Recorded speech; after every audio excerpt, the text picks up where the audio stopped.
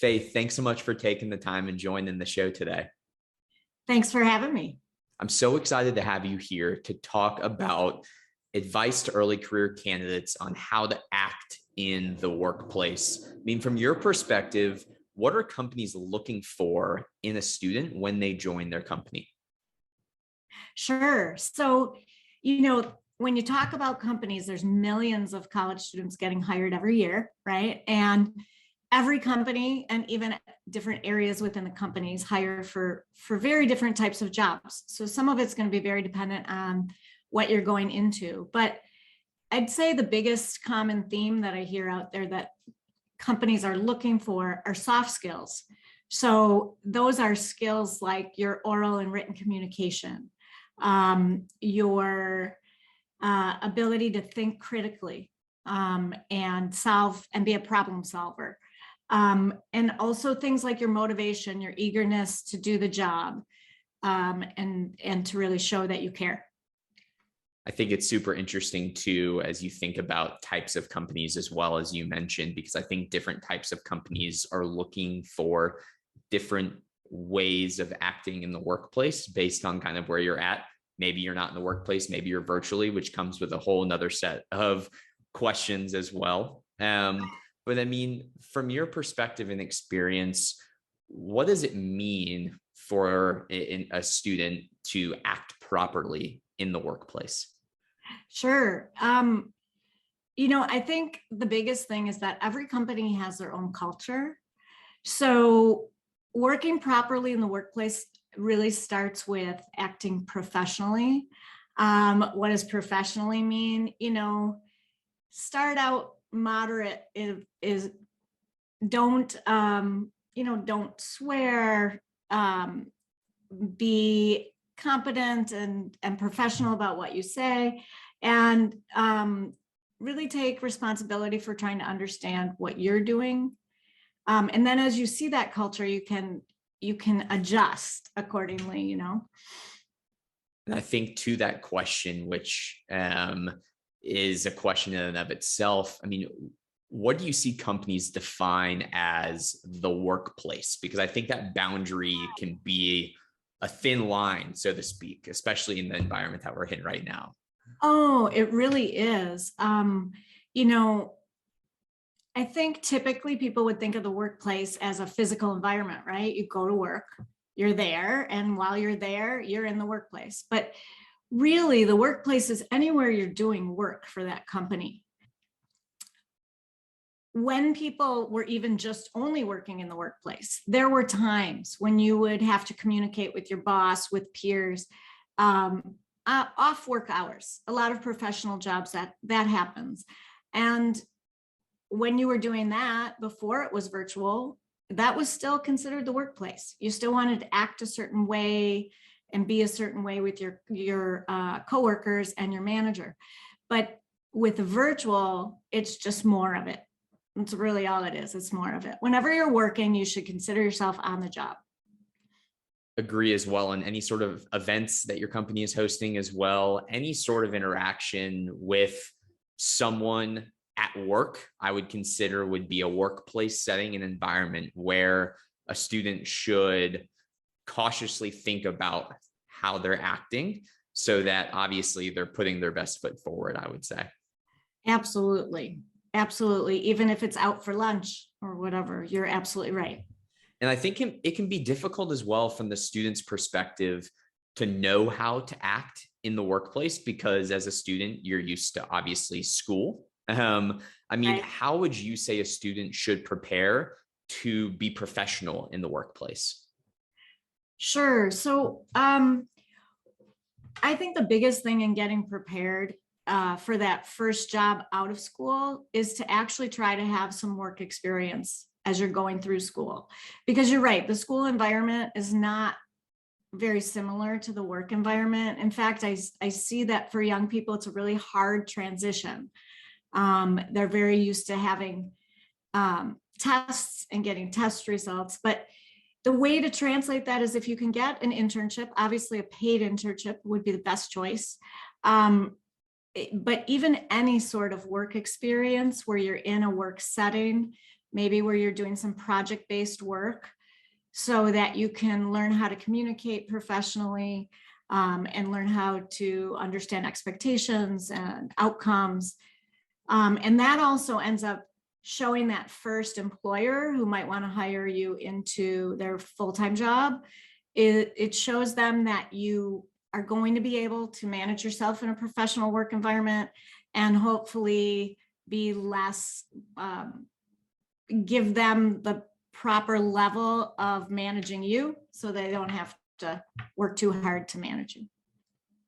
And I think it's extremely important to take advantage of resources as well in terms of preparing for the workplace, even if it's a mentor conversation, something at your school. I'm sure career services has things that provide students with opportunities to kind of understand and start to prepare themselves to be that professional individual going into their first career. Absolutely. And another thing that I recommend to people quite often is to shadow. Do some job shadowing. Find a friend, a parent's friend who works in the kind of setting you might want to work in, and ask them if you can shadow them for a day. You start to really see what it's like that way. So, yeah. Certainly. And I think on the other side of the coin is, obviously, as a student, we want to prepare to go into the workplace. What are some things that you would say students should avoid when they're entering their first job or corporate setting? Yeah, I think the most critical thing is to really think about what job you want to take. And the reason I say that is because if you take a job that you're overqualified for, good for you for landing that job, but now you have to do that job. And when you're doing that job, your life can become quite stressful when you're in over your head. And so I think it's super important to think about that. And that, on the other hand, if you choose a job that you're very overqualified for, then you are really going to be bored.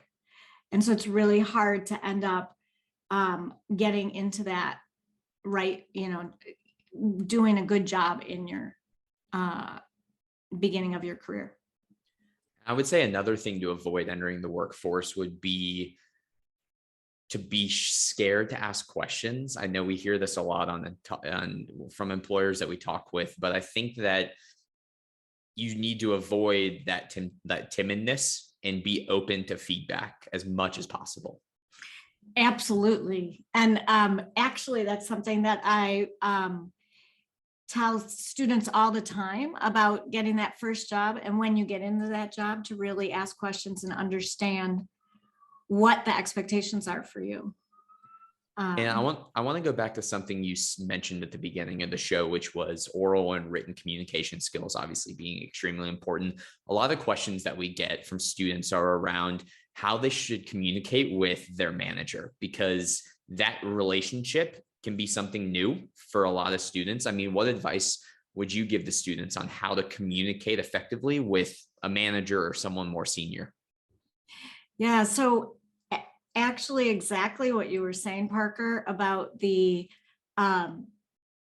ability to ask questions is super important with your manager, because the bottom line is you want to do a good job, but what does it mean to do a good job? So what are your manager's expectations of you?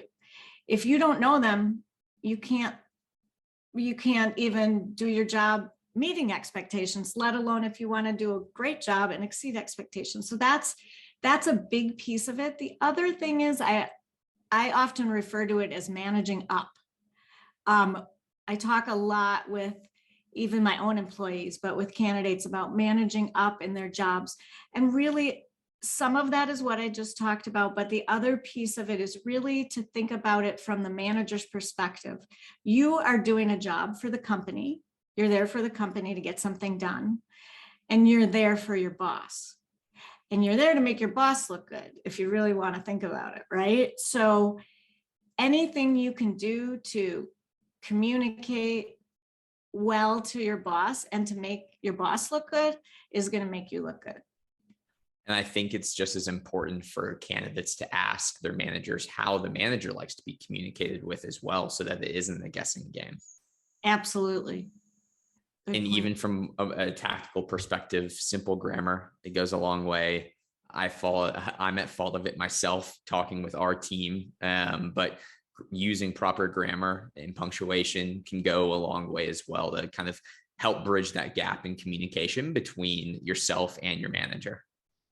Yeah, absolutely. And a lot of companies have different, different forms of communication, especially now with the virtual environment. And so asking your manager about all those things, all those different venues, right? Like we use Slack, and Slack is much more informal for us. Whereas if you're writing a email to multiple people, we expect it to be, more professional, better grammar, no misspellings. There's spell check now. I don't know why anybody has lots of spelling errors in anything.